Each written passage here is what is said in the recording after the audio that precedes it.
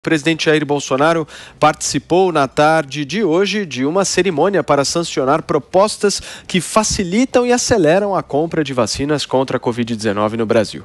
A primeira está relacionada ao projeto de lei que autoriza a União, estados e municípios a assumirem responsabilidades por eventuais efeitos colaterais da vacina. O texto também autoriza, com restrições, a compra de vacinas pelo setor privado.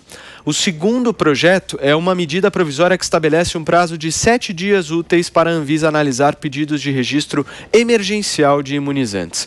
O terceiro projeto prorroga até dezembro de 2020 a suspensão da obrigatoriedade de cumprimento de metas quantitativas e qualitativas no âmbito do Sistema Único de Saúde, o SUS.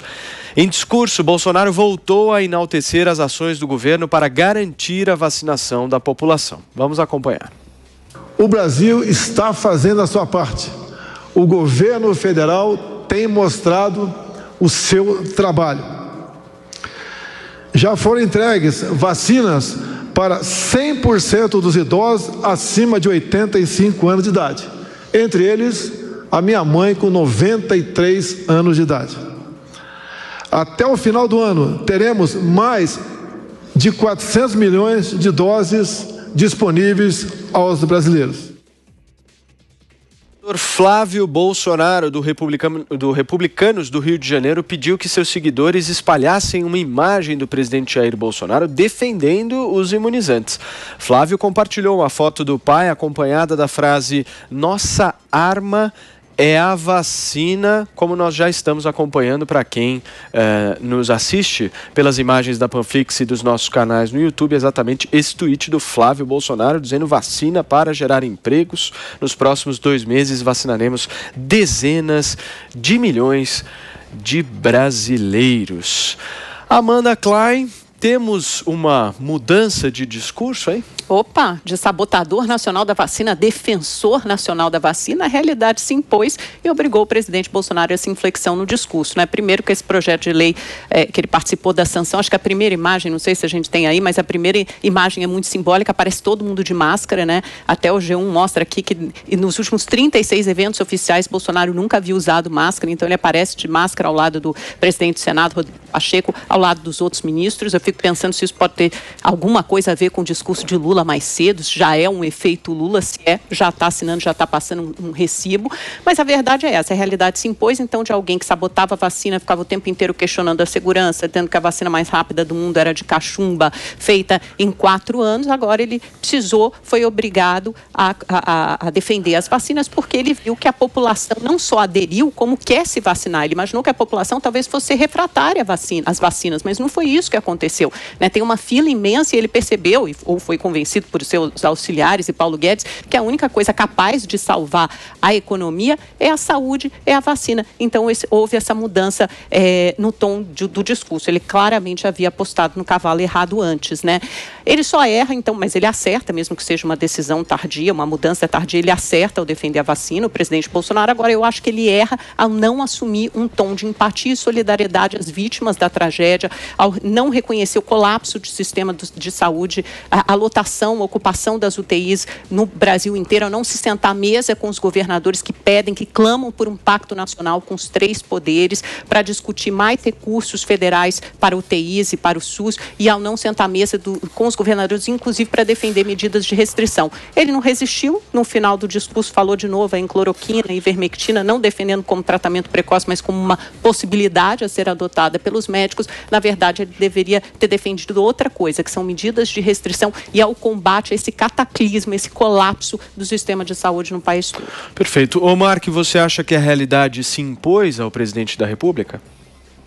Acho que sim, Paulo. Já falei várias vezes aqui que o governo demorou para entender a importância da vacina e está pagando o preço disso agora. Esse evento Palácio Planalto foi claramente aí marcado de última hora, não estava na agenda do presidente ontem à noite. Ele marcou aí para trazer novidades em relação à compra de vacinas e sancionar aí 3 projetos de lei que vieram do Congresso, que vão começar a fazer efeito a partir de agora. Me chamou a atenção, em especial, um dos projetos de lei, que é aquele que facilita a compra dos imunizantes por prefeitos, governadores e também pela iniciativa privada. E por que tem muito prefeito desesperado para poder comprar a vacina diretamente, sendo que os laboratórios, todos eles, dizem que não querem vender para governadores e prefeitos? Eu até acho muito ruim isso. Melhor fosse que os laboratórios vendessem diretamente a prefeitos e governadores para acelerar esse processo. Mas eles dizem que não querem, por uma questão comercial, preferem, né, a escala do SUS, que eles ganham mais e tem menos logística para entregar esses imunizantes. Mas, pois bem,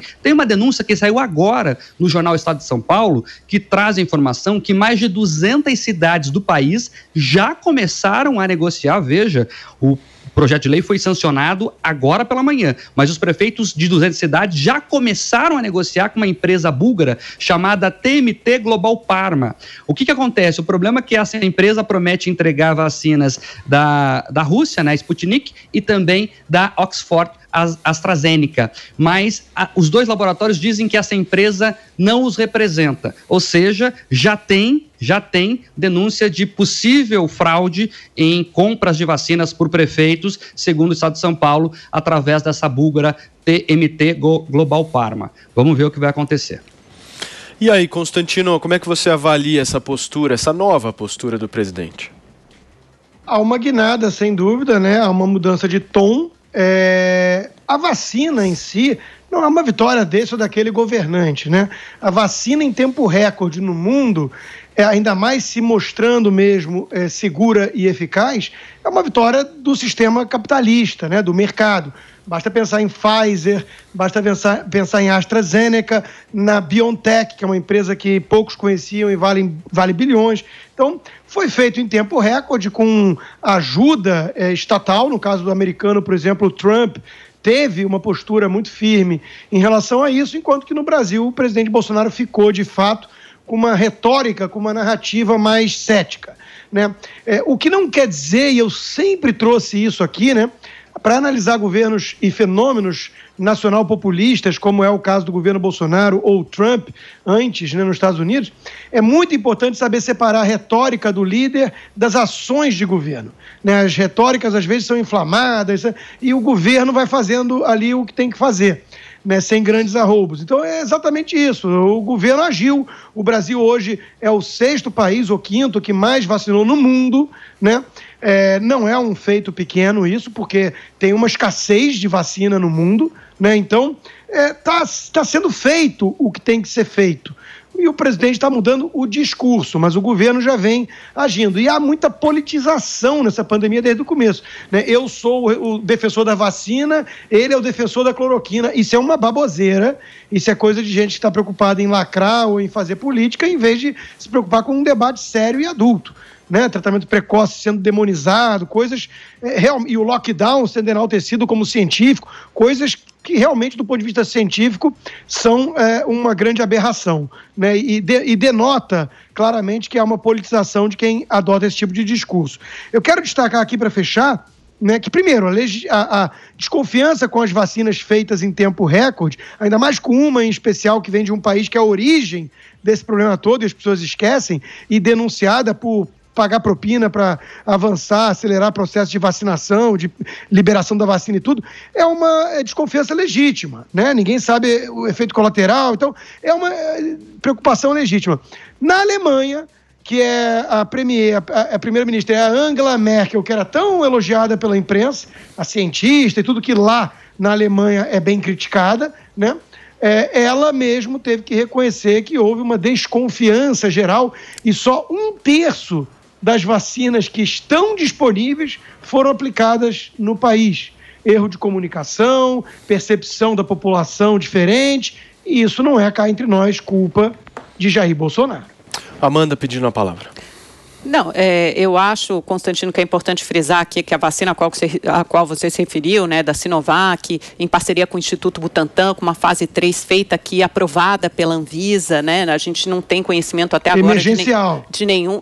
emergencial, né, mas que vale. Milhões de pessoas já foram vacinadas. Aliás, mais de 75% das doses administradas hoje são da vacina, como diz o presidente Bolsonaro, chinesa, do Dória, que ele disse que não iria comprar. Então, imagina se a gente não tivesse mais de 10 milhões foram vacinadas, de pessoas foram vacinadas hoje, pelo menos 8 milhões dessas pessoas, ou quase isso, foram vacinadas com a vacina chinesa do Dória, entre aspas. Imagina se a gente não tivesse esse imunizante, né? Quer dizer, o Brasil teria o quê? 2, 3 milhões de pessoas vacinadas, aí sim seria um desastre. Já é desastroso, agora seria um desastre completo e total. Então é preciso a gente deixar claro, não há efeito adverso grave nenhum relacionado a essa vacina, nada ficou demonstrado até agora. Então a vacina é segura, é tão segura quanto qualquer... Aliás, é a vacina mais antiga, né? Com vírus inativado, é a tecnologia mais antiga e muito segura. Olha, antes de passar a palavra para o Constantino, a nossa produção tem a imagem do presidente Jair Bolsonaro utilizando máscara no evento de hoje à tarde. Aí, tá aí a foto, todos de máscara, inclusive o presidente da República. Constantino, em seguida, o Mark.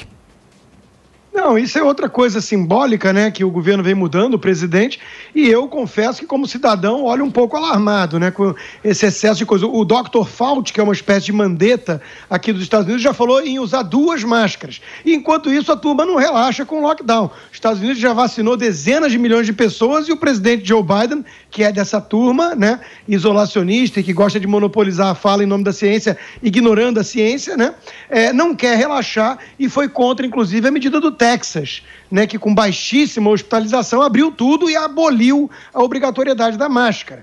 Né? Então, a verdade que nós precisamos trazer à tona aqui é que tem uma turma que gostou do experimento social, desse controle todo exercido. Né? Os governadores tucanos são os que estão impondo mais restrições, né, apesar da vacinação. E eu quero só ver se vão mudar esse tom ou se vão continuar arrumando desculpa para sempre controlar a população. Acho que é uma próxima pauta, eu deixo para depois. Para fechar, Mark.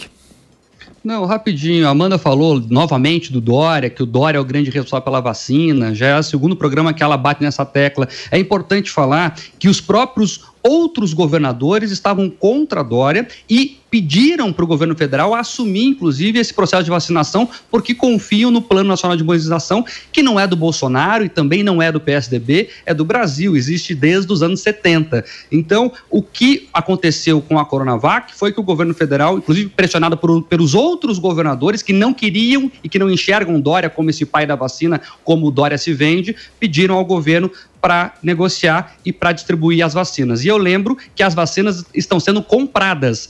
O povo brasileiro paga, através dos seus impostos, ao Instituto Butantan pelas vacinas. O Dória não está distribuindo nada. Amanda. O Dória, eu acho que é inegável que ele foi competente e demonstrou gestão, né? Ele apostou desde o início na vacina, foi o único governador que fez isso. É claro que ele é o governador do estado mais rico da nação, do país, então talvez até fosse natural que ele fizesse isso, mas ele demonstrou proatividade, foi um bom gestor, fez isso, investiu na vacina e os outros governadores não estão contra o Dória, muito pelo contrário.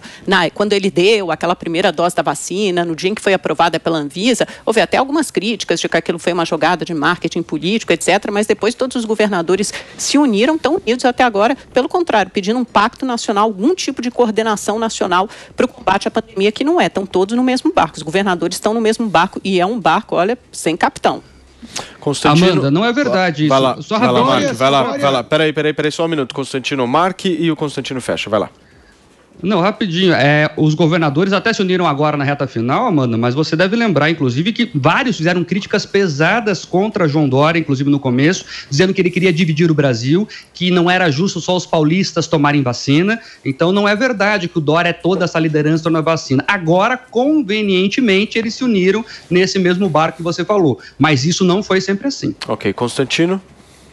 Não, se tem alguém que está politizando essa pandemia desde o começo de olho em 2022, é o governador João Agripino Dória. E a minha pergunta é muito simples. Se ele é tão bom gestor e tão eficiente nessa pandemia, por que o estado que ele administra está pior do que a média nacional? Isso me remete aqui aos Estados Unidos, em que a imprensa, né, e o próprio Dr. Fauci ficavam elogiando o governador democrata de Nova York, Andrew Cuomo, sendo que o estado tem um dos piores indicadores.